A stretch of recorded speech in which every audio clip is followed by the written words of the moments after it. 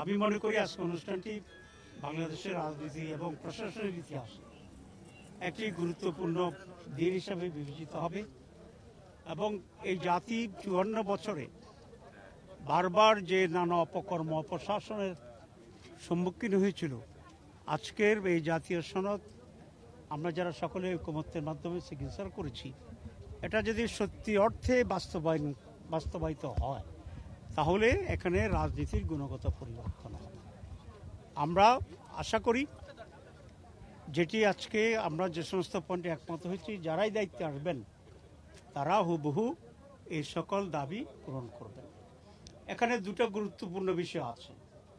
একটা হচ্ছে আজকের সনদের সিগনেচারের মাধ্যমে এটার কি আইনি ভিত্তি হলো না হলো না, এটা আমরা সনদটা যেভাবে হয়েছে সেই সনদের তাতেই আমরা বলেছি আমরা একমত হয়েছি, কারণ আমরা বহুদিন ধরে এটা নিয়ে আলোচনা করেছি। কিন্তু এটাকে আইনি ভিত্তি দেওয়ার যে বিষয়টি সেটা বাকি আছে। এখন এটা অনেকেরই প্রশ্ন, আমাদের প্রতিও প্রশ্ন ছিল, যেটা আইনি ভিত্তি না দেওয়ার আগে আপনারা সাইন করলেন কেন? এটা নিঃসন্দেহে একটা গুরুত্বপূর্ণ প্রশ্ন।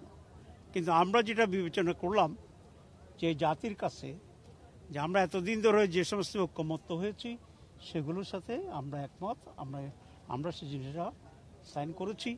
এখন আমাদের মূল কথা হচ্ছে অতি অল্প সময়ের ভিতরে দীর্ঘ আলোচনায় আমাদের এনসিসি মিটিংয়ে যে দৃষ্টিভঙ্গি এবং সিদ্ধান্তের ভিত্তিতে আইনগত সিদ্ধান্ত হয়েছে সেটাকে যেন এই সরকার বাস্তবায়ন করে।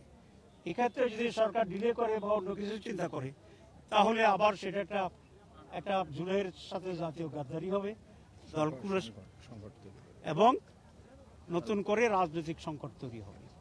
আমরা এই জন্য মাননীয় প্রধান উপদেষ্টা বলবো যে আমরা আজকে ফুললি ওনারকে রেসপেক্ট করেছি, কনফিডেন্স রেখেছি। আমরা আশা করি যে উনিও ওনার কথা ঠিক রাখবেন এবং বাংলাদেশের নতুন সংকট তৈরির ক্ষেত্রে ওনারা যেন কোনো ধরনের হেজিমনি তৈরি না করেন, এটা আমরা প্রত্যাশা করি তাদের কাছে। Thank you very much.